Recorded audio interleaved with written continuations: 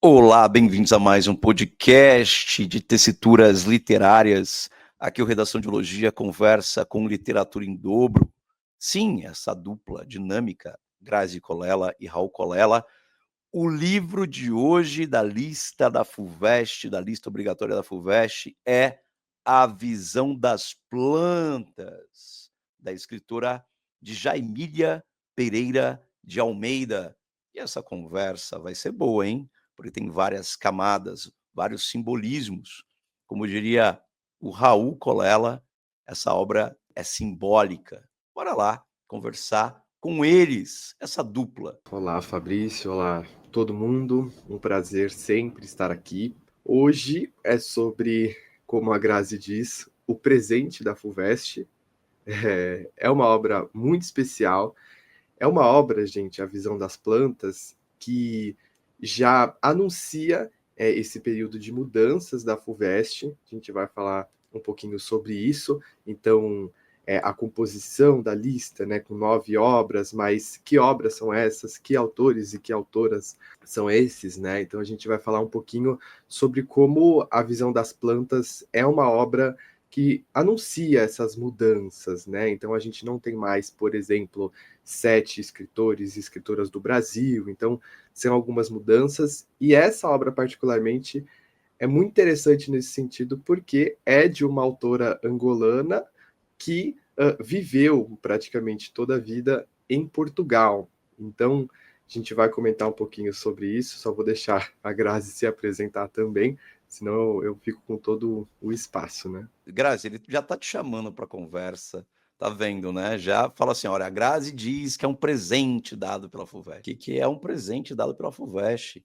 Bem-vinda para essa nossa conversa, essa tessitura literária que a gente gosta de fazer tanto. É tão bom receber vocês aqui, é tão bom ouvir vocês aqui. Os alunos, as alunas elogiam tanto o trabalho de vocês.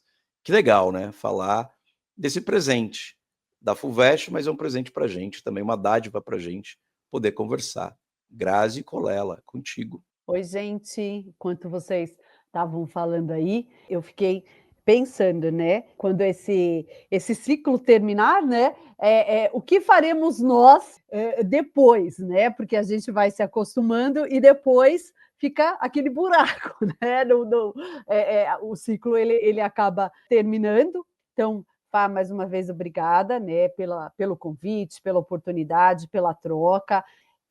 Vocês não sabem, gente, o quanto a gente conversa antes de começarmos o podcast, né?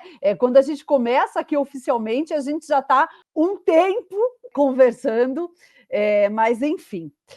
Eu vejo, né? Eu sempre falo dessa forma, que eu vejo como um presente, porque assim, se a gente pensar na Djaimília, é uma das vozes, talvez a gente possa pensar, mais relevantes, né, quando a gente pensa na literatura contemporânea e língua portuguesa. E ela fala, ela traz, né, tem uma escrita, particularmente eu acho muito refinada, né, intimista também, né, traz temas muito importantes, questão de identidade, memória, colonialismo, ponto que eu acho muito importante é a questão, por exemplo, que ela vai desconstruir, né, essa figura clássica, digamos, do herói marítimo, né, português, que é uma figura tradicionalmente celebrada, e ela talvez rompa com esse arquétipo do grande navegador, que eu acho que está muito presente ainda no imaginário, vê uma linguagem, né, muito simbólica. Então, a questão própria natureza eu vejo como uma metáfora, essa visão das plantas, né, como uma forma, talvez, de percepção não humana, silenciosa, paciente, talvez como se a natureza fosse a única capaz de testemunhar, de absorver tudo aquilo. E a natureza ela não julga, né? Então isso eu acho que a partir daí a gente tem muita coisa para pensar. O próprio colonialismo, né? E a gente vê no Celestino, né? Essa sombra. Eu acho que talvez a gente não na obra tráfico de escravizados não seja tão descrito tão detalhadamente, mas é genial a forma como ela faz. Então, se a gente pensar naquele jardim, que ao mesmo tempo, então, um homem muito cruel, que traz toda uma delicadeza ao cuidar do jardim, eu acho que tem de ter muito cuidado nessa leitura para entender, né? Mas ao mesmo tempo em que ele poda aquele jardim, a gente percebe que ele acaba sendo também dominado, né, por aquele jardim, ele acaba sendo escravizado também pelo jardim. São por esses motivos, né, que eu vejo essa dualidade que aparece muito na obra do Celestino, de uma riqueza, e o que eu quero dizer é a construção, a habilidade dela em construir o Celestino. Não que o Celestino em si, né, o Celestino, ele é cruel. E acho sensacional que, no final das contas, ele, pelo menos a leitura que eu faço, ele não chega a uma redenção, não há essa redenção, é como se ela jogasse para nós, leitores, né, para que a gente pensasse a respeito disso tudo, esse silêncio, né? Porque não há aquele julgamento explícito do Celestino. E eu acho que isso torna a obra mais potente. Ela não mastiga, talvez, né? Ela força a gente a refletir sobre esse silêncio. Falei pra caramba. Falou bem, sempre muito bom, né? Quanta camada, Raul. A Grazi já nos agraciou aqui sobre os simbolismos, trazendo o personagem, o protagonista de A Visão das Plantas, que é o Capitão Celestino. A gente vai falar sobre ele, a gente vai falar sobre a questão da ideia de justiça ou a inexistência de justiça no mundo. A gente vai falar dessa separação, essa cisão grave que tem entre natureza e humanidade, como se a humanidade não fosse parte da natureza.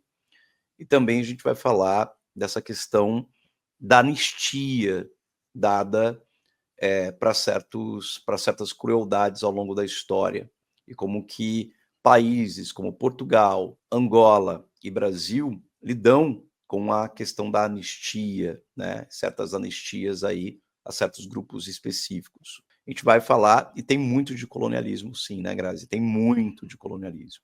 Muito, muito, muito nessa obra. Várias camadas simbólicas. Vamos falar um pouquinho quem é Djamília Pereira de Almeida. Então, a Djamília, a gente traz a obra mais novinha, né, mais recente da FUVEST, então é uma obra realmente muito próxima da data de gravação desse episódio, né, uma obra de 2019, mesmo porque a escrita dela, pelo menos a escrita literária, também é muito recente. Então, a Djamília nasceu em 1982, como eu disse, em Angola, e isso é muito importante, porque ela tem o pai português, ou tinha, né, o pai português, e a mãe angolana.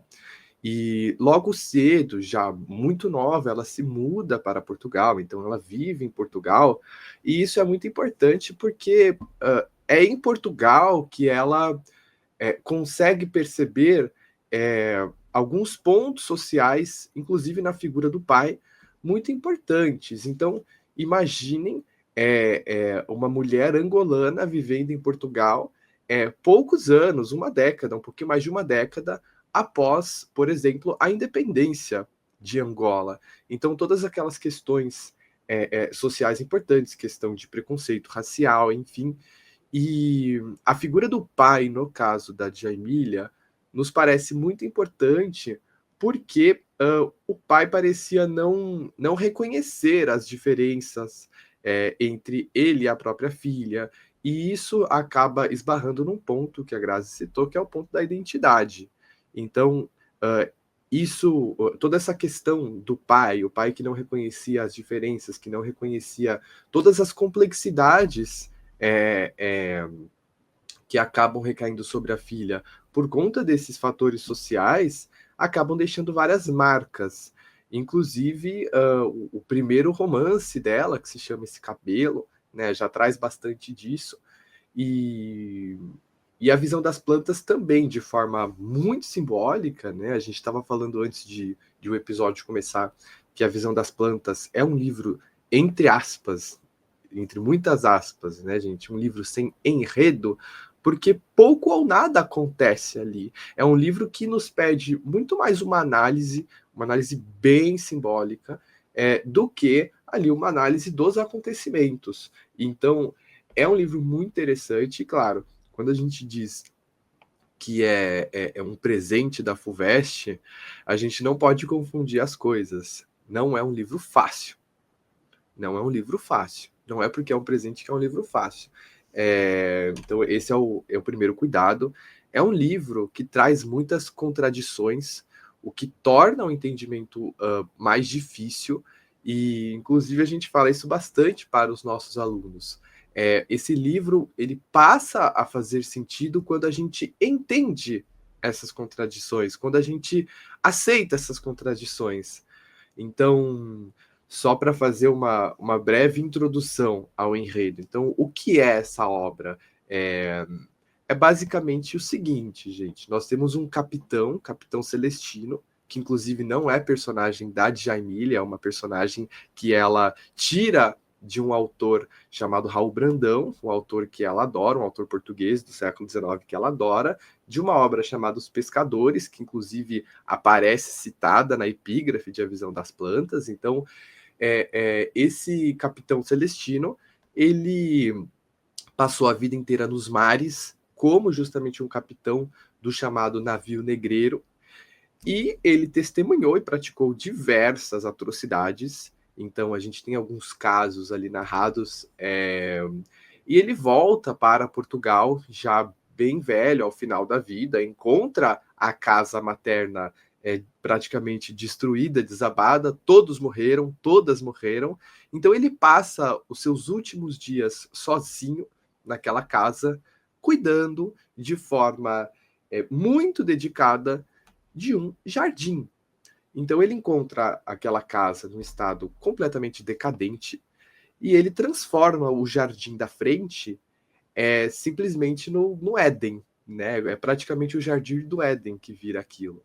Então esse jardim, gente, é uma imagem que destoa da figura do capitão, pelo cuidado, pela beleza, e também da casa, porque a casa ela meio que continua naquela situação. E aí já suscita, já aparece a primeira grande contradição. E eu acho que é uma contradição que, na verdade, deve guiar a nossa leitura de A Visão das Plantas. Como um homem tão inclinado à destruição, tão inclinado à maldade, ao assassinato, enfim, todos os tipos de crimes que a gente possa imaginar, como um homem tão destrutivo, tão maldoso, pode cuidar de um jardim com tanto esmero, com tanto carinho, com tanto cuidado? Se esse homem representa todo tipo de maldade, representa destruição, representa, enfim, a decadência da nossa espécie, como ele é capaz de criar algo tão belo, algo tão bem cuidado, tão maravilhoso como aquele quase jardim do Éden que está ali na frente da casa? Então, acho que essa é a primeira contradição que aparece. É um livro cheio de contradições, é um livro que traz, por exemplo, a contradição entre o consciente e o inconsciente desse capitão. Isso é muito importante, porque no plano consciente, esse capitão não sente remorso, ele não sente culpa pelo que ele fez. Inclusive, ele tem ali tentação de matar umas crianças, ele tem tentação de atirar no padre Alfredo. Então, no plano consciente, se alguém pergunta para ele, capitão, você sente remorso? Você acha que você fez coisas horríveis? Ele vai dizer que não, sem pensar duas vezes. Então, é uma figura impiedosa, sim, é uma figura cruel, é uma figura que se recusa, por exemplo, a ir se confessar, recebe diversos convites do padre e ele sempre se recusa. Então, no plano consciente, esse capitão não sente remorso, ele não sente culpa, tudo bem? Só que as atitudes desse capitão, ou seja, o que ele faz, denota o contrário. Então, a gente precisa ter isso muito claro. O que ele pensa é diferente do que ele faz. Então, existe uma contradição entre o pensamento e a ação. E o que eu quero dizer com isso? Esse capitão não sente culpa. Ele é completamente capaz de verbalizar. Eu não ligo para as vidas que eu tirei. Eu não ligo para a menina holandesa que eu deixei amarrada e vendada no meio de uma floresta sozinha para morrer. Eu não ligo para os mais de 60 escravizados que eu asfixiei num navio. Eu não ligo para a velha que eu joguei no oceano para morrer afogada. Eu não ligo. Só que as ações desse capitão contradizem o que ele diz e o que ele pensa. E cabe a nós, leitores e leitoras, entender o que isso quer dizer, qual é o sentido por trás dessa contradição, dessa ambiguidade. Acho que são elementos assim, extremamente fantásticos, né? Essa contradição, esse paradoxo, essa ambiguidade dessa personagem são marcações assim da obra no simbólico dela, Grazi. E esse Capitão Celestino, né? Nessa ambiguidade dele, conta mais pra gente. Então, a leitura que eu penso, né, porque o Raul ele ressaltou bem, é algo que num primeiro momento causa, não sei se essa é a palavra exata, mas um certo estranhamento, porque a gente pensa, poxa, um homem cruel, porque o Celestino, ele é um homem cruel. Daí a gente tem, então, o Celestino cuidando com todo aquele esmero, digamos assim, daquele jardim. Conscientemente, como o Raul, e a gente vê na obra, ele não sente culpa. O que eu quero dizer, e o que eu fico pensando, e daí a ambiguidade dele, porque ele não verbaliza a culpa. Porém, o que eu fico pensando, né, eu acho que a gente poderia talvez pensar, é se o jardim ele não seria, talvez, uma representação do próprio inconsciente do Celestino, né? Então, conscientemente, ele não verbaliza a culpa. Porém, o que não quer dizer que talvez no inconsciente dele ele carregue essa culpa. Então, seria o que a gente poderia talvez pensar em sublimação, né? No sentido de, então, ele e talvez essa sublimação, o que eu quero dizer, direcionar, né? Tentar ajustar as coisas, né? Direcionar a energia. Então, ele cometeu tantos crimes, tanta brutalidade, e agora, né?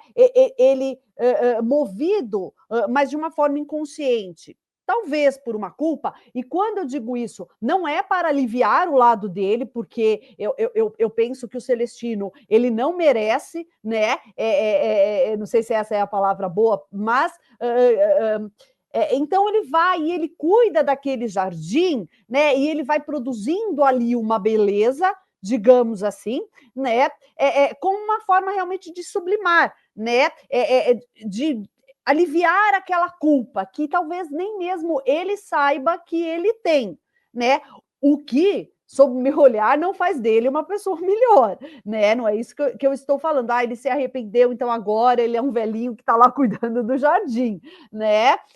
Mas talvez de uma forma inconsciente possa existir ali uma sublimação, né? Mas é como eu disse, ainda continua a contradição, porque ao mesmo tempo que ele cuida e ele poda, talvez ainda exista nele esse desejo de controlar, né? Mas ao mesmo tempo também ele é controlado pelas plantas, porque chega um momento que ele não faz outra coisa senão pensar naquele jardim, né? Então, penso mais ou menos nesse sentido. Esse lugar da sublimação, e o título ser A Visão das Plantas, né? Esse título forte diz muito sobre a obra. Raul, quando a gente vê, há uma inversão de poderes em A Visão das Plantas, como seria essa inversão de poderes, né? No livro, e esse título? Por que esse título? Como que ele se traduz em partes ou num todo da obra? Aqui a gente tem bastante coisa para falar, começando sobre essa inversão. Eu acho que a gente pode ressaltar um ponto antes de pensar na inversão, que é estabelecer a ideia do duplo que aparece ali num parágrafo, eu diria que chave.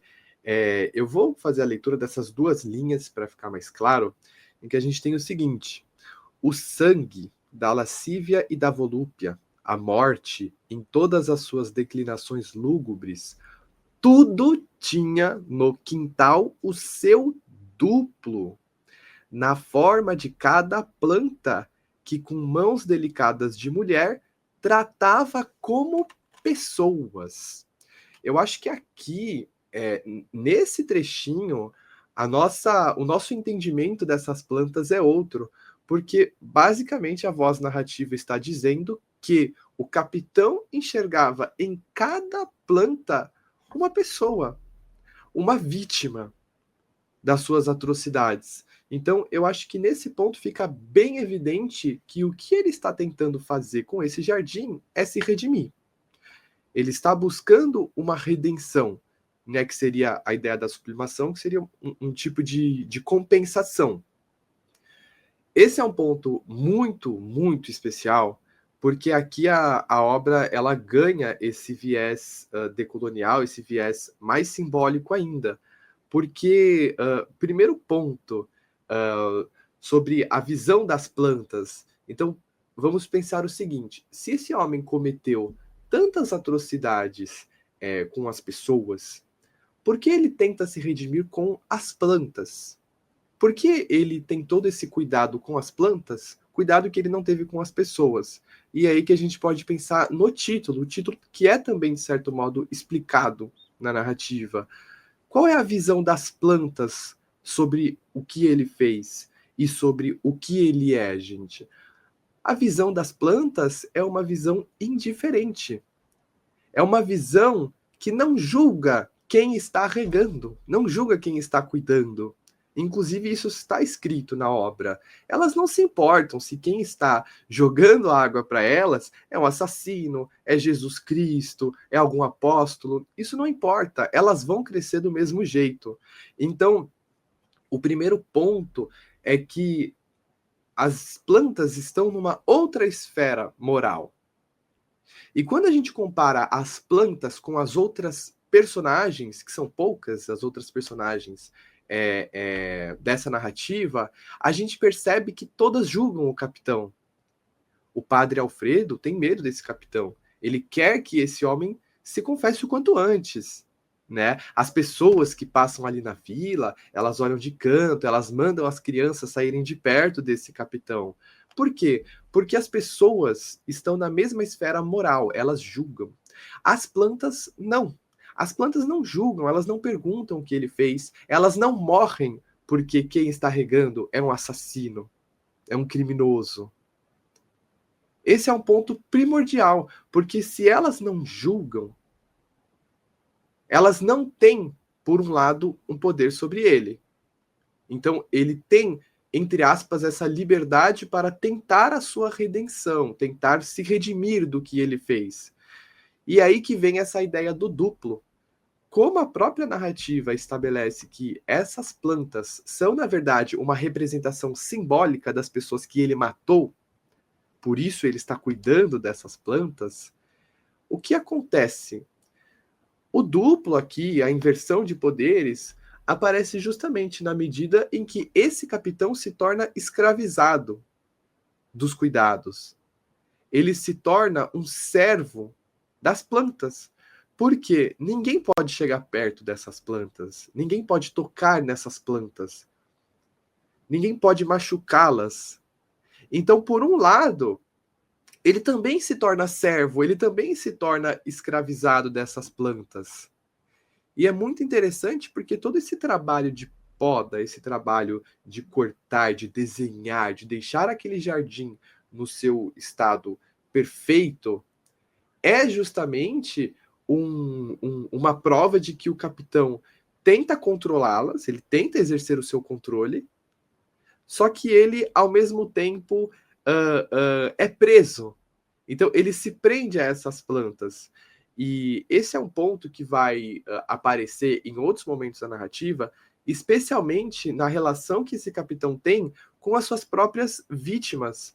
Eu acho que essa questão dos poderes das plantas e os poderes da culpa desse capitão sobre o próprio Celestino, digamos que se desenvolve em outras partes com as próprias, as três, digamos que vítimas ali, né? A menina holandesa, a velha negra e os escravizados que ele sufocou no navio. Então eu acho que a gente pode depois comentar sobre esses 3 casos, porque eles se complementam. Esse é um ponto central, né? É uma obra cheia de simbolismos, cheias de camadas, quantas camadas, esse duplo bem colocado, né, na visão das plantas, essa indiferença da visão das plantas. Mas a Grazi, né, tem até um trecho recortado que diz muito, né, Grazi? Se eu pudesse ler esse trecho para a gente, esse parágrafo tão contundente, que diz, né, que as plantas são indiferentes a esse trato, de quem está cuidando delas, né? Então, um parágrafo bem contundente. Diga para a gente aí, leia, faça a leitura, que eu acho que é muito interessante. Então, gente, enquanto o Raul estava falando, né, então o Raul, ele já, na verdade, ele já explicou essa passagem, né, mas só para a gente reforçar, porque é uma passagem realmente que explica e respalda, né, aquilo que o Raul estava falando, né, então é dito assim, tanto lhes fazia serem cuidadas por um assassino, se eram sujas as mãos que amparavam ou que viera antes do amor que ele lhes dedicava. Seguiam-no com o seu olhar sem julgamento, alheias a que todas as manhãs Celestino acordava por elas, né? Então, eu acho que aqui é muito importante, porque o seu olhar sem julgamento, né? Que foi o que o Raul falou, e assim, o Celestino acordava por elas, né? Muito forte, né? Alheias, né, à história, à trajetória dele, o que ele fazia, não é? Ou o que ele tinha feito, e um olhar sem julgamento. Isso é muito forte dentro da narrativa. E essa introdução ao romance, né, o enredo, em A Visão das Plantas, essa narrativa, o simbólico dessa narrativa, uma das marcas principais é a identidade, é o duplo, é o colonialismo, mas do simbólico dela também mostra que ao longo da história da humanidade, muitas atrocidades já ocorreram. Maldades, atrocidades gigantescas, né? A gente vê o Holocausto marcado na história, na memória das pessoas. Agora, em 2025, a gente está relembrando, para não esquecer, que os Estados Unidos jogou 2 bombas atômicas, foi o único país a lançar bomba atômica sobre um outro país.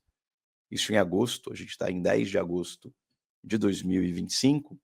Há 80 anos, exatos 80 anos, em 9 de agosto de 1945, né, ele lançava a segunda bomba em cima de Nagasaki, né? A primeira bomba foi em 6 de agosto, em Hiroshima e Nagasaki. Essa crueldade, e aí depois vai matar cerca de quase 200.000 pessoas por causa da radioatividade.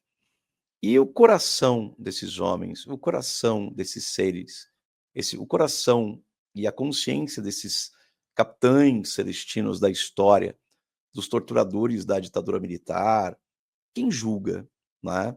Então, quando a gente fala de Coronel Brilhante Ustra, que colocava ratos em vaginas de mulheres nas torturas, nos calabouços da ditadura militar, né? Como que esse Capitão Celestino, ele é um simbólico desses personagens, né? Ele não só os capitães do mato, os capitães do navio negreiro, né? Os que jogam bombas atômicas em inocentes, em crianças, jovens, os que amarram meninas holandesas no meio da floresta, não é? Aquele que tem um trecho extremamente forte na narrativa que diz assim sobre os escravizados afogados, né? Diz assim, abre aspas, nenhuma flor lamentava a morte dos escravos que Celestino sufocara em alto mar. Os homens despejaram a cal no porão, saco a saco. Os negros viram que um pó caía sobre eles, mas não entenderam o que se passava. Os sacos de cal foram vazados no porão e a ponta fechada por Celestino. Ouviam-se gemidos, pedidos de socorro, e, passado algum tempo, um silêncio que apaziguou os piratas. O rapaz que lhes abrira o porão pela calada manteve-se em um canto, aturdido. Isso aqui é de uma violência, de brutalidades, assim. Quer dizer, como que se silencia essas brutalidades ao longo da história? E essa introdução ao romance, como uma narrativa simbólica, quais mais camadas simbólicas ela tem? Quantos silêncios ela de alguma forma ou de outra faz gritar, né? Porque esse é o paradoxo, né? Porque me parece que é uma obra de simbólicos, de sublimação, de tentativa de redenção, de tentativa de transferência psicanalítica mesmo, né, para as plantas. Você objetifica as pessoas e humaniza as plantas. Esse duplo, essa contradição, esse paradoxo, como que se dá essa construção do simbólico tão forte nessa narrativa, Raul? Eu acho, Fá, que essa questão histórica é muito importante, e no começo desse podcast a gente citou essa mudança na lista da FUVEST. Se a gente pegar antes de A Ilustre Casa de Ramírez, na própria lista da FUVEST, a obra que representava a literatura portuguesa era a Mensagem, do Fernando Pessoa. Uma obra que é muito contrária, mas muito contrária a visão das plantas, porque a visão das plantas tem um olhar sobre um olhar crítico sobre o passado que representa justamente esses olhares contrários a toda essa história. Aqui pensando, por exemplo, na colonização das Américas, na Idade Moderna, enfim, quando a gente pensa em como as vítimas da colonização enxergam todo esse processo e como quem praticou esse processo enxerga tudo isso, há uma antítese muito grande. Porque, para uns, figuras como Vasco da Gama, outros navegadores, Bartolomeu Dias, essas figuras, Pero Vaz de Caminha, por exemplo, são figuras facilmente demonizadas, né? Então, se num lugar essas figuras são demonizadas, são figuras desprezíveis, em outros lugares essas figuras são heróicas, são figuras que representam os períodos de ouro da nação. Então, é muito interessante pensar qual é a visão desse livro, o que essa autora traz. E, primeiro, essa questão da impunidade, que aí recai justamente nessa ideia de uma inexistência de justiça no mundo, porque esse caso, né, dos escravizados que são asfixiados no navio, a gente tem a menina que é abandonada, amarrada numa floresta, e todas as outras maldades simplesmente passaram.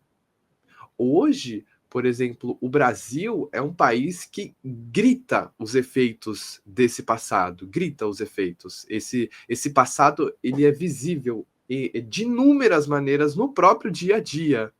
E eu acho que é uma obra que nos pergunta também como a gente enxerga esse passado. E esse passado ele é julgado de forma correta, e também até pensando numa questão mais universal, pensando até no próprio ser humano. Essas maldades, essas atrocidades, elas não são de alguma forma compensáveis, né? Não é possível compensar isso. O passado, ele aconteceu, ele tem os seus efeitos ainda catastróficos, e é isso, é isso. O que cabe a nós? O que é possível fazer? Nada. Existe justiça? Aquele homem matou, aquele homem dilacerou, torturou, e é isso. Acaba assim.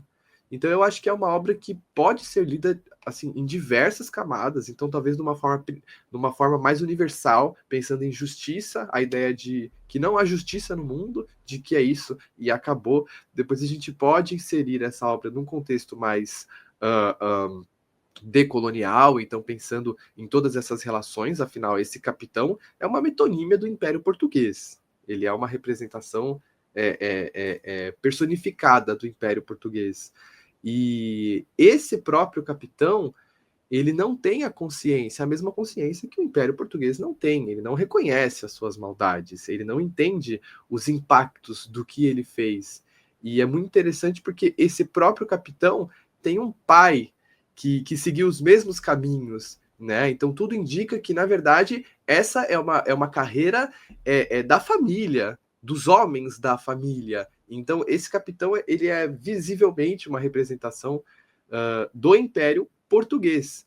Então, numa escala maior, essa obra dialoga com a falta de justiça, com a falta de uma leitura crítica de todos esses acontecimentos, embora os efeitos, né, as consequências de tudo isso estejam bem visíveis ainda no século XXI, no próprio Brasil, questão de racismo estrutural, por exemplo, desigualdade social, tudo isso descende desses acontecimentos, né?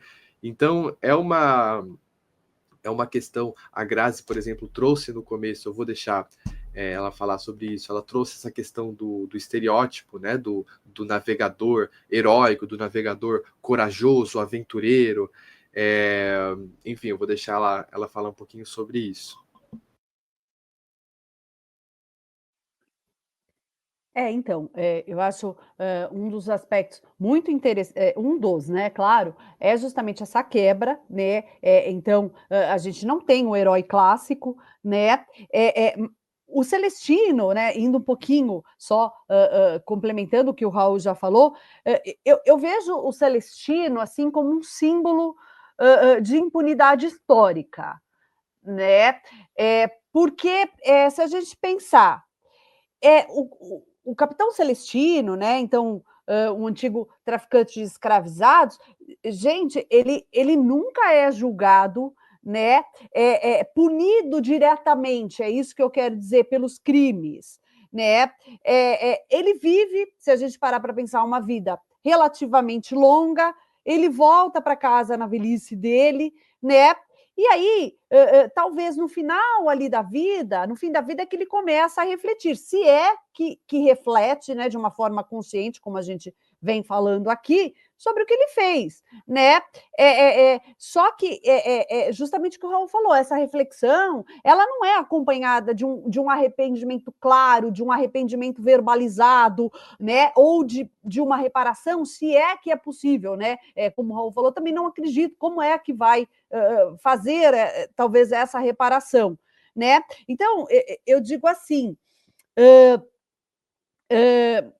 essa ausência de julgamento institucional, de julgamento social, né? Então, o que eu quero dizer em relação a como os sistemas coloniais operavam, ou melhor dizendo, como os sistemas coloniais continuam operando, né? Sem uma responsabilização real, né? Então, e outra, quando ele volta ali para a aldeia, enfim, né? Ele é ignorado pela comunidade, enfim, ele vive isolado, como se ele fosse ali meio que um fantasma, digamos assim, né? Então a gente pode pensar, tá bom, essa rejeição social pode ser vista como um tipo de justiça simbólica, mas também pode revelar, por exemplo, talvez um silenciamento coletivo, talvez a dificuldade que há também de se falar a respeito desse passado, né? Porque ele não é confrontado, ninguém acusa, ele é ali deixado de lado,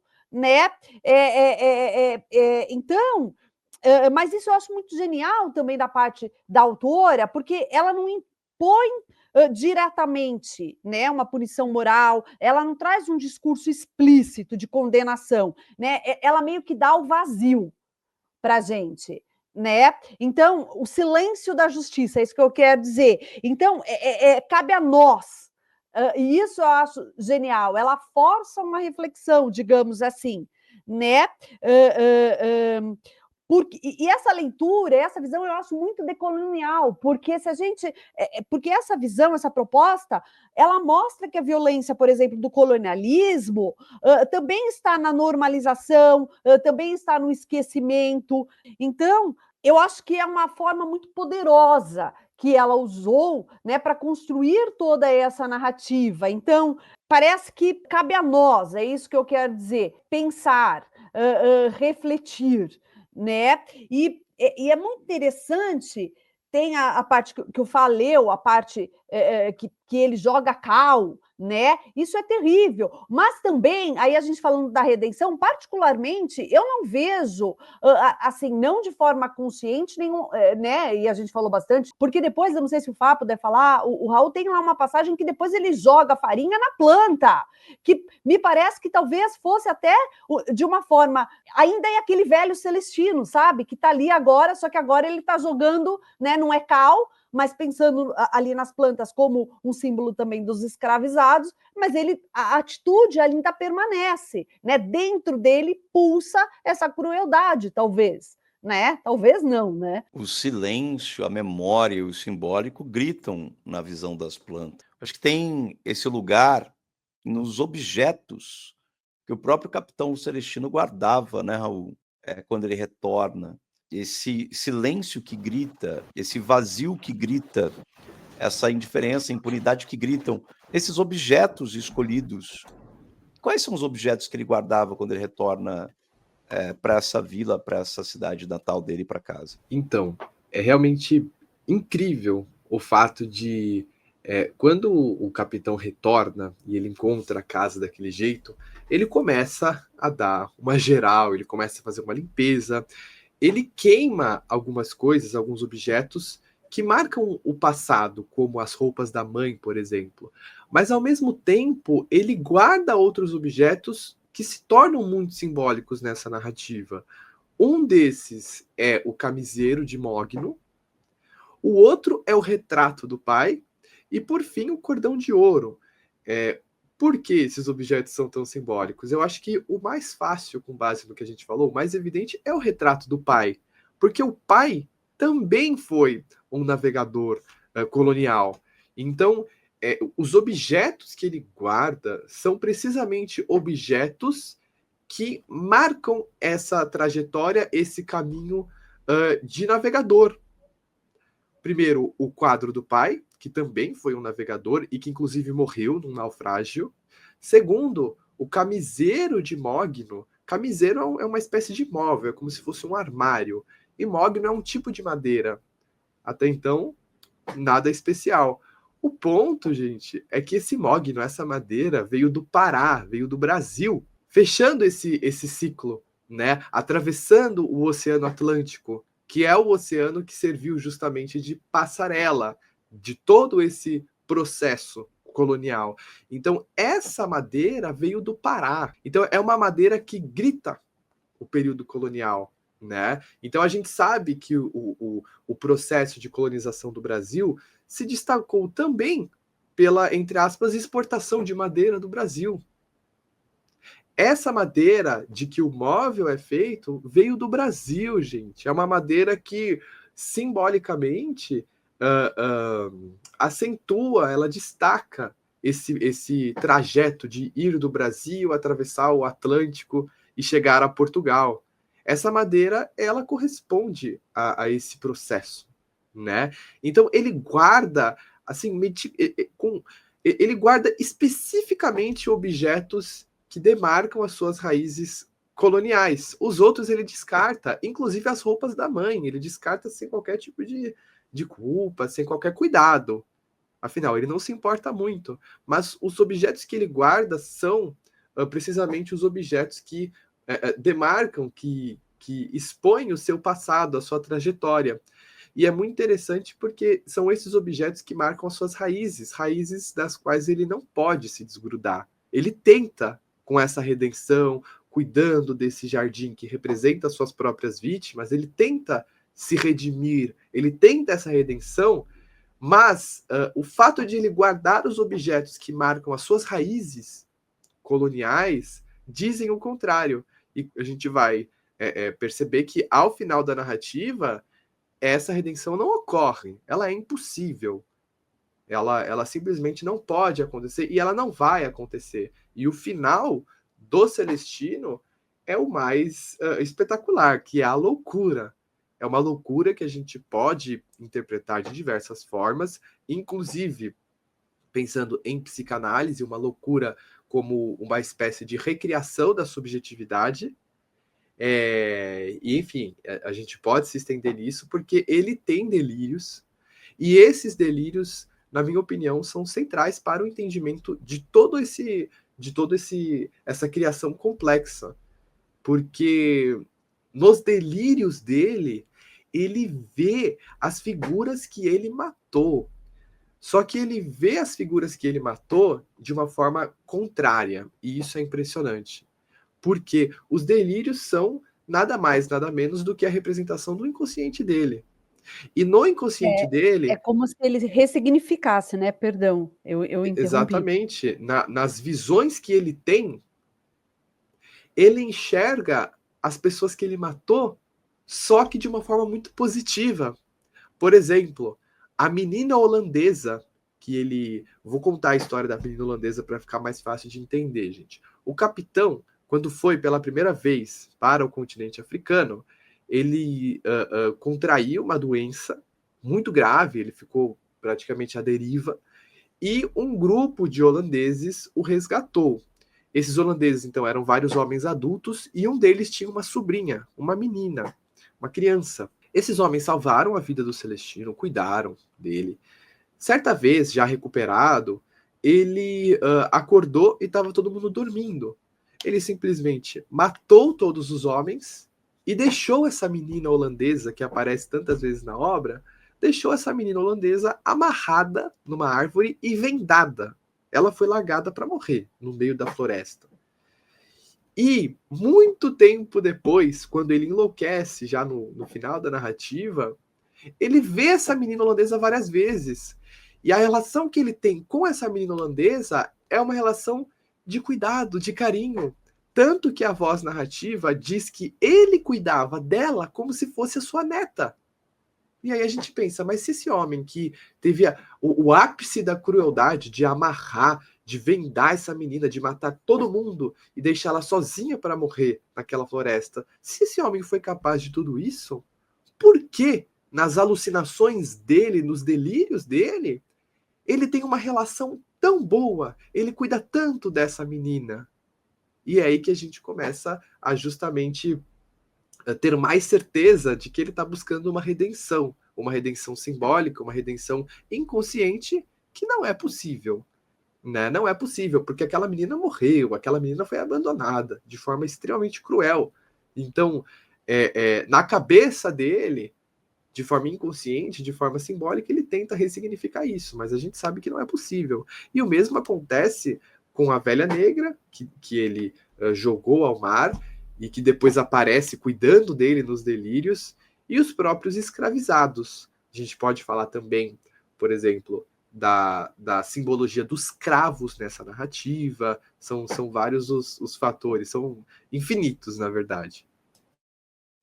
Quanta simbologia, e, além disso, é um fantasma convivendo com seus fantasmas. Então, essa marca muito forte, né, na obra em si.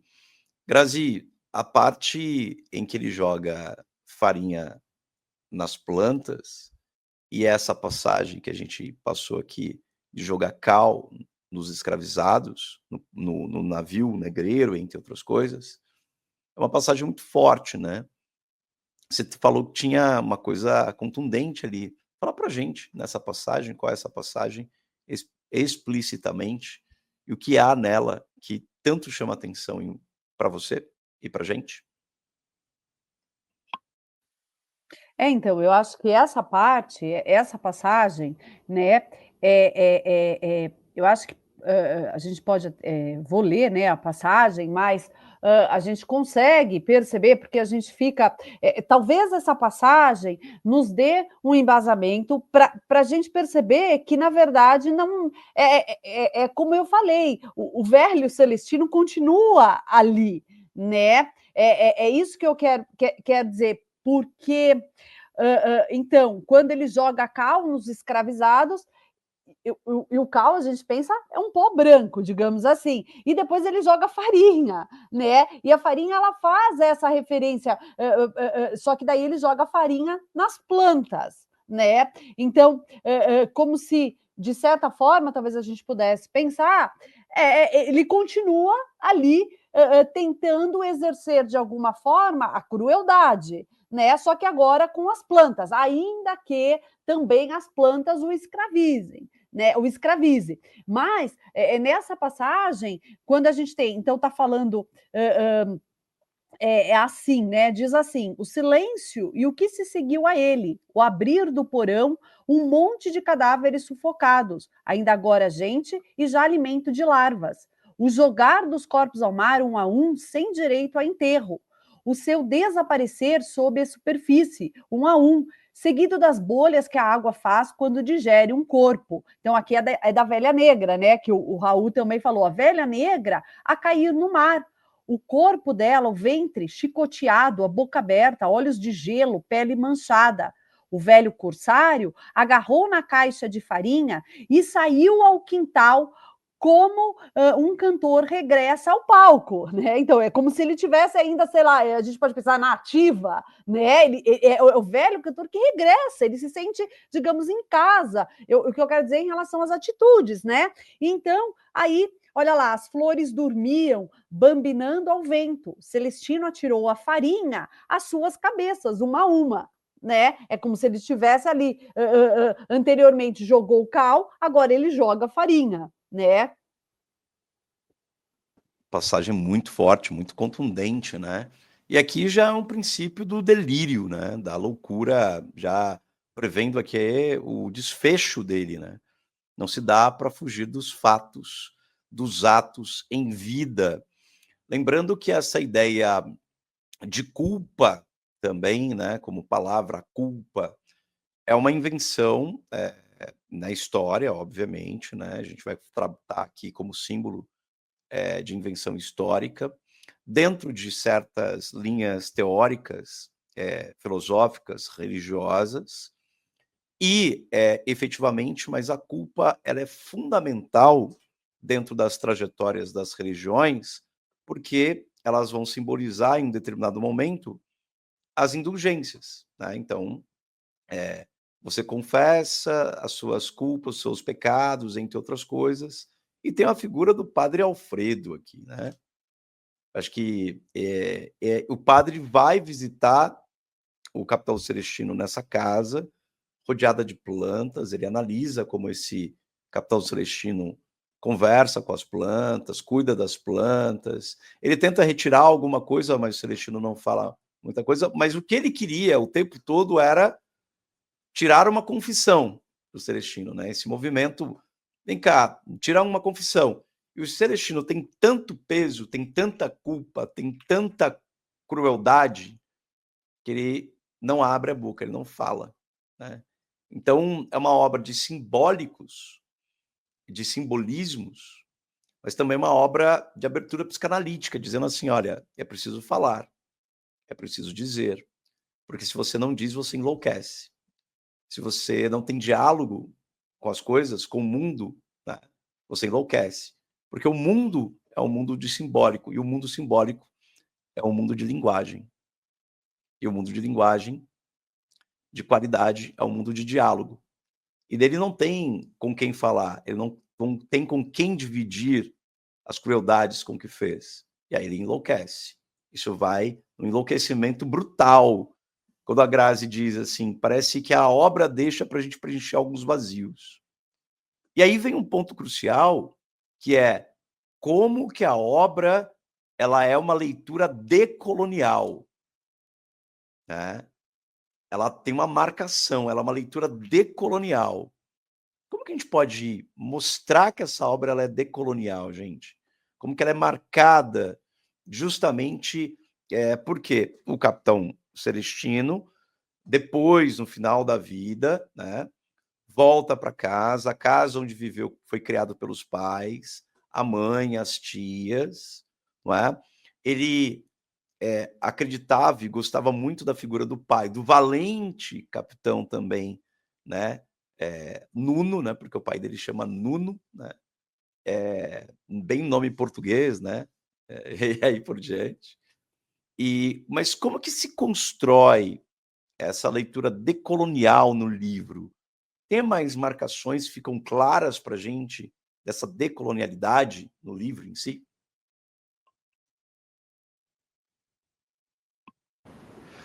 Sim, eu acredito que o ponto que exclame a visão decolonial seja justamente a primeira, a inversão de poderes, que a gente já mencionou, e o julgamento final, o julgamento que não é feito pelas plantas, mas é feito justamente por nós. Então, esse livro é muito interessante justamente por isso. Se as plantas não julgam, nós podemos julgar, né? Porque nós estamos na mesma esfera moral dele, as plantas não estão, mas nós estamos. Então, essa questão da inversão de poderes é muito importante porque esse capitão, ele aparece essa desconstrução da visão heróica, né? Ela aparece no seu contrário, porque esse capitão, ele é fraco, né? Ele se encontra numa decadência física e mental. Então esse capitão é quase raquítico, ele se olha no espelho e se assusta com o que ele se tornou. Ele não tem força, ele não tem ninguém, ele é solitário, ele é raquítico, ele apresenta uma instabilidade mental, né? Então, ele é dominado pelas próprias plantas, ele é dominado pelo cuidado que ele oferece a essas plantas. Então, quando a gente enxerga a figura do capitão, é uma figura digna de pena. Não pena que a gente perdoe o que ele fez, mas é uma figura completamente decadente, uma figura realmente arruinada. Então eu acho que a representação dessa figura, eu acho que a visão decolonial está muito na representação dessa figura, né? Uma representação de decadência, de ruína em vários campos, físico, simbólico, mental, e também o julgamento que a gente faz dessa figura. Essa obra, ela, apesar de trazer uma figura com todas essas debilidades, é uma obra que ainda não nos convence de um perdão. Apesar de trazer essa figura isolada, um velho, né, sozinho, um velho enlouquecido, um velho magro, um velho fraco, a gente ainda não se compadece dessa figura. A gente não tem pena dessa figura, apesar disso tudo. A gente olha para esse capitão e a gente ainda sobrevê tudo que ele fez. Eu acho que a leitura decolonial está em como a nossa visão crítica nos permite julgar esse capitão, apesar de todos esses fatores. São vários os pontos, né? A gente comentou, por exemplo, dessa questão da farinha. Essa questão da farinha, ela é o reflexo, ela é, na verdade, a verdade, né, gente? Ela é a prova de que ele não mudou e de que não há redenção para ele. Porque ele reproduziu no jardim o que ele fez há alguns anos, né? Então a gente tem esse momento que você comentou, né, Fá, que ele mata as 6 dúzias ali, né, de escravizados, as 6 dezenas, desculpa, de escravizados sufocados no porão do navio. Só que no final da narrativa, ele joga a farinha, que é o pó branco, assim como a cal, em cima das plantas. Só que essa farinha não tem o mesmo poder sobre as plantas, um poder destrutivo, porque ele já não é mais o mesmo, ele não tem mais essa. Ele está desarmado, né? Ele é uma figura decadente, é uma figura que representa tanto a maldade quanto a decadência do Império Português, eu diria. Porque ele já não tem mais esse mesmo poder, o poder que ele tinha sobre o domínio que ele tinha sobre os escravizados no passado, ele já não tem mais no presente, né? Ele já não tem mais, ele já não pode ferir, apesar de as plantas serem figuras tão delicadas, tão frágeis, ele não tem o mesmo poder sobre elas. Quando ele joga o pó branco sobre as plantas, elas não morrem, porque ele foi destituído do seu poder criminoso. Esse declínio, essa decadência representada pelo Capitão Celestino, né, essa decrepitude moral, física, né, é impressionante como aparece. É como se a visão das plantas, numa leitura decolonial, gritasse: sem anistia. Grazi Colella, fale pra gente um pouco dessa loucura, né? Também acrescentar um pouco sobre a visão decolonial, por gentileza. Então, eu queria só, né, só para complementar um pouquinho, né, a questão da loucura, Fá, quando você diz, né, então, ele não verbaliza, né, e se a gente pensar, até você trouxe um pouco a questão da psicanálise, o próprio Raul também, né, que é uma, não dá, né, para a gente ler a visão das plantas e a gente não caminhar um pouco, né, por esse lado. Quando a gente pensa a loucura, me parece que, na verdade, o inconsciente, ele sempre age ao nosso favor, né? A nosso favor, ele sempre age a nosso favor. Então, talvez a loucura, então, quando ele se desconecta das coisas, digamos assim, fique mais fácil para ele lidar com todas as questões, né? Então, é como se o inconsciente, talvez a gente possa pensar assim, dando uma mãozinha, né? Para ele. Então, ele entra naquele estado em que ele meio que foge, né? Da realidade mesmo, né? Porque não é capaz de suportar. Né, não consegue suportar. Mas o que me parece que tem que ficar muito claro, gente, é que não é de forma consciente, né? Não é que ele, de alguma forma, ele se martirize por isso. É um processo que vai se dando de forma inconsciente, né? Pelo menos eu vejo dessa forma. E quando o Raul disse, né, a questão, quando o Fá perguntou, e quais são os pontos, como a gente pode pensar que é uma obra decolonial, né? E o Raul ele falou da questão da inversão, né, dos poderes, eu acho isso muito importante, né, quando a gente considera, né, a gente já falou um pouquinho disso, o jardim como um símbolo de corpos escravizados, né, que um dia ele maltratou, que um dia ele explorou. Então, o jardim, ele ocupa um lugar central da obra, né, porque se a gente parar para pensar, é onde o Celestino ele vai passar os últimos anos, digamos, da vida dele, né, ele cuida das plantas em silêncio, isolado, é um ritual lento, eu diria assim, quase penitencial, sabe? E o jardim ali como um território vivo, eu vejo muito como um símbolo também de resistência, porque o jardim ele cresce, ele resiste, ainda que de forma silenciosa, né?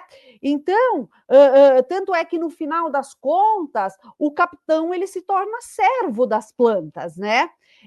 Então, assim, com uma dedicação quase devocional, né? Então,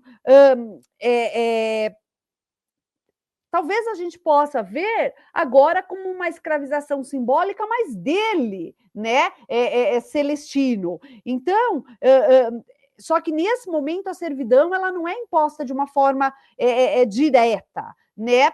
Mas eu vejo como uma espécie de força ética. Eu não sei se eu estou me expressando bem. É como se a natureza, né, impusesse ali um senso de justiça que talvez nós seres humanos não temos, né?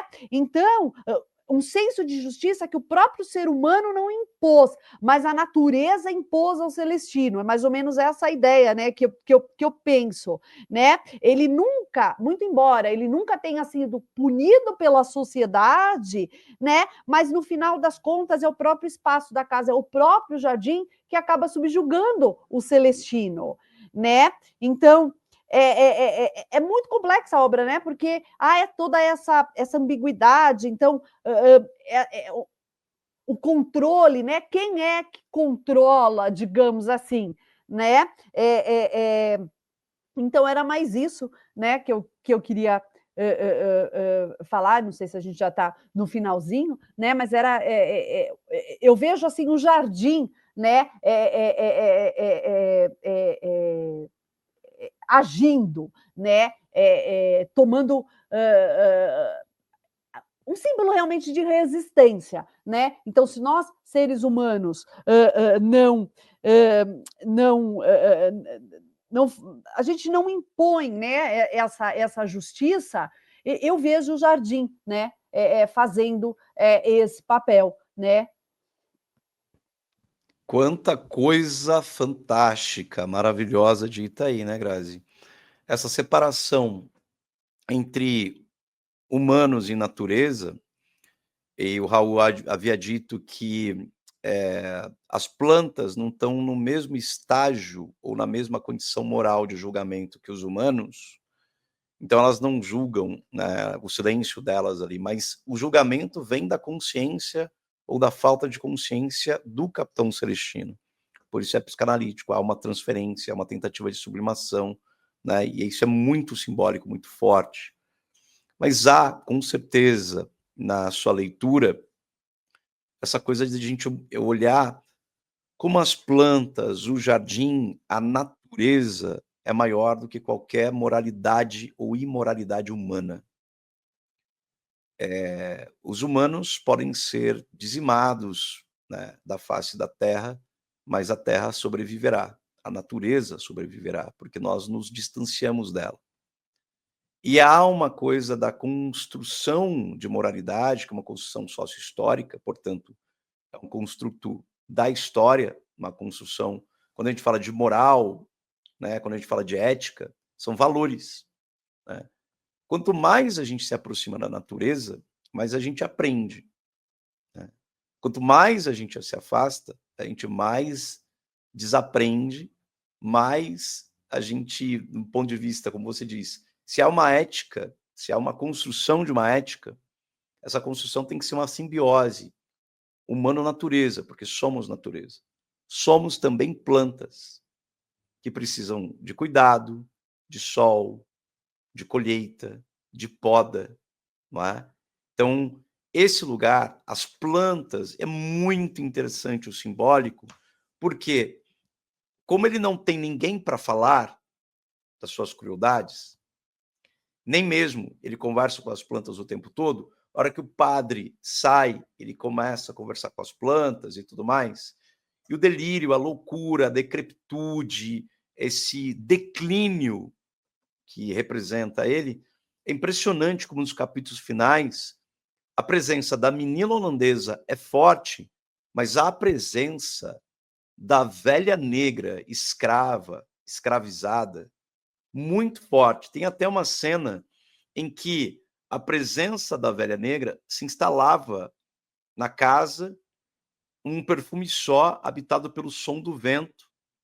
E às vezes os anjos combinavam, e sentada na cadeira, a lareira, a negra catava os piolhos à menina holandesa. Quer dizer, olha só como a velha negra, morta, afogada, né? Aquela morte brutal, né? E ele acolhe, e ela é presença constante no final da vida dele, e a menina morta de forma cruel, amarrada, deixada à míngua, ele tenta, né, ressignificar essa relação, mas é delírio, é loucura.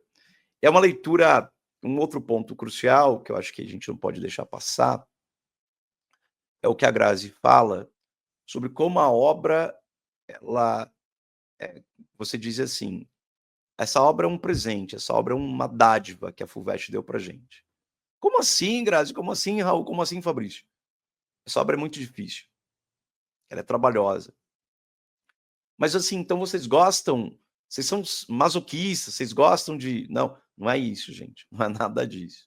Ela é aquela obra contemporânea, como o Raul falou, né? A Djamília, ela nasceu na década de 80. Então, ela é uma escritora contemporânea. Uma das características principais da arte contemporânea é a interação com o espectador. Então, você vai no Museu de Arte Contemporânea, então, ele é aberto à sua interpretação, ele é aberto à sua interação, como a obra O Bicho, da Lygia Clark, em que você interage com a obra, e essa obra vai, você, espectador, essa obra vai tomando as formas às quais você interage com ela. Isso é arte contemporânea, onde o vazio dado tem que ser preenchido pelo espectador. Isso é a arte contemporânea. em que o leitor toma as dores das vítimas e julga o Capitão Celestino. E as plantas, elas estão ali, como elas não têm a mesma densidade moral, né? Mas elas têm uma ética de supervisora da moral. Né? Porque quando a gente fala de ética, a gente fala assim, o que é ética? É uma supervisão da moral. Exemplos.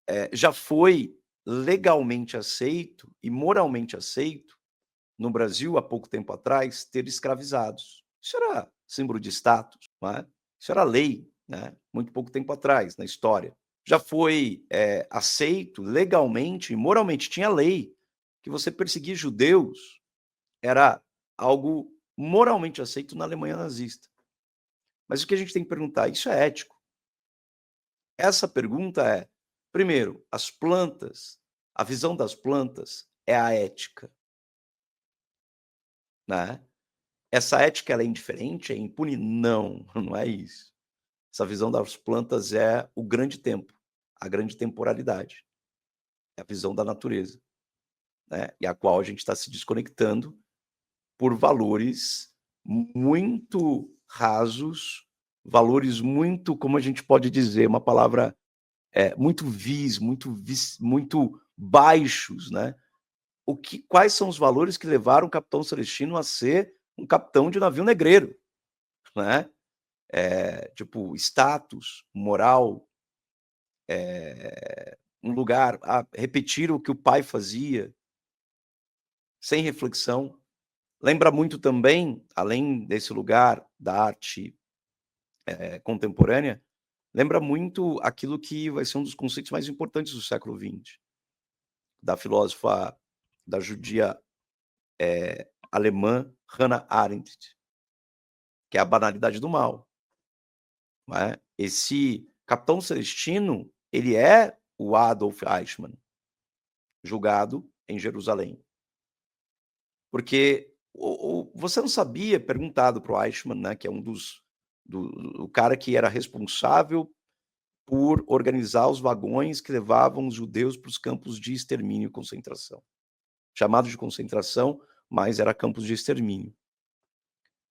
Essa atitude do Capitão Celestino e a falta de juízo ético do Capitão Celestino é a mesma falta de juízo ético do Adolf Eichmann. Ou do filme ganhador do Oscar de melhor filme estrangeiro no ano de 2024, que é A Zona de Interesse, que é um filme alemão, onde a família vivia do lado do campo de extermínio mais famoso da Alemanha, o campo de Auschwitz. Né? Então, você tem... será que os alemães ali, as famílias burguesas, não notavam que ali do outro lado daquele muro as pessoas estavam sendo mortas, que aquelas fumaças que subiam eram corpos exterminados? Né? Então, a visão das plantas traz essa visão, essa leitura decolonial sobre o passado, sobre a memória, por isso que a leitura decolonial, para mim, no simbólico dela, é dizendo assim, sem anistia. O espectador, o leitor, sem anistia, não é? Dá uma olhada como se a gente não agir na justiça dos homens ou não condicionar as nossas legislações, porque sejam legislações decoloniais, porque a legislação não pode ser colonizatória também. Ela tem que ser uma legislação decolonial. A gente vai continuar perpetuando injustiças e impunidades, assim como aconteceu com vários heróis e anti-heróis da história da humanidade. Bom, gente, isso é bom. Vocês me fizeram pensar várias coisas e quem nos ouve, essas reflexões são fora da curva. Grazi Colella, Raul Colella. Dicas finais para esse livro que vocês chamaram de presente, de dádiva. E aí vocês entregam essas camadas todas complexas aí para as estudantes e os estudantes. Dicas finais? É isso? Raul, contigo? Então, eu acho que Foi um episódio, assim, muito, muito complexo, né? A cabeça tá fritando. Mas pensando em prova, por exemplo, como é um livro que caminha bastante pelo simbólico, pelo alegórico, ele oferece muitas leituras. Então, eu diria que antes de fazer qualquer afirmação, a gente sempre pensa duas vezes, porque é tudo muito simbólico, nada é tão concreto, é tão material assim nessa obra. Então, eu acredito que, pensando, né, mais objetivamente numa FUVEST, enfim, eu acho que a prova vai caminhar por leituras. Essa palavra que eu vou usar deve se encontrar entre muitas aspas, tá? Mais plausível, né? Então, apesar de ser um livro muito simbólico, a gente também não pode fazer grandes divagações pensando na objetividade de uma prova. Então, eu acho que sim, acho que a cobrança vai girar em torno mais ou menos do que a gente falou hoje. Então, essa visão decolonial, essas contradições do próprio capitão, a tentativa miserável de redenção. Então, eu acho que vai caminhar por esse sentido. Então, é um presente da FUVEST, porque é uma obra realmente, eu acho que, assim, de uma leitura muito gostosa, né? Mas eu acho que a gente não pode também achar que é fácil. Eu, assim, concordo, né, com o Raul. Eu aposto muito numa cobrança que caminhe justamente, né, por essa visão decolonial. Eu pensando em vestibular, talvez seja o que é mais palpável, digamos assim, né, algo mais, o que eu quero dizer, mais objetivo, né? Então, eu apostaria nessa visão, pensando no vestibular, né? Pensando no vestibular. E, gente, que vocês não, só para a gente fechar, né? Vocês não enxergam aqui, né? Mas quando o Fá estava falando, e ele estava caminhando para um lado, eu falei, precisa falar da banalidade do mal, precisa falar da banalidade do mal. Quando eu fui escrever, o homem me fala, né? Então, assim, a gente aqui bate palma, a gente fala assim, né? Fica vibrando, né? É que essa parte vocês não têm, né? Mas só para fechar, eu acho que é isso mesmo, né? Se a gente pensar na maldade, digamos assim, é algo que se a gente perder a nossa capacidade de pensar, a nossa capacidade de refletir, todos nós podemos praticar o mal, né? Então, talvez o verdadeiro perigo ele não esteja somente nos líderes autoritários, como o Fá trouxe muito bem, nas estruturas opressoras, mas na nossa própria indiferença, né? Então, quando a gente aceita de forma passiva, né, o que nos é imposto, ou quando a gente não pensa de forma crítica, né? O que de certa forma nos torna cúmplices, né? E por isso eu acho genial a obra da Djamila, por quê? Porque de um certo modo, ela não dá a resposta está ali, mas ao mesmo tempo ela não dá a resposta. Então, exige um olhar muito crítico para que a gente consiga, né, perceber as nuances, né? Eu acho que é isso, né? O Fá falou um pouquinho também, eu sei que não tem, aqui é a visão das plantas, né? Mas o Fá trouxe em algum momento o Krenak, né? Que me lembrou muito quando essa questão da força da natureza, e o Krenak ele fala, né? Em A Vida Não É Útil, que está lá na Unicamp, né? Quando ele diz que nós, seres humanos, estamos achando que somos a última bolacha do pacote, e aí ele traz aquele contexto da pandemia, em que quem estava ali com problemas diante de tudo aquilo éramos nós, seres humanos, né? Porque os animaizinhos estavam ali, a natureza ela vai resistir, né? E é assim que acontece com a visão das plantas, né? O jardim ele está ali, né?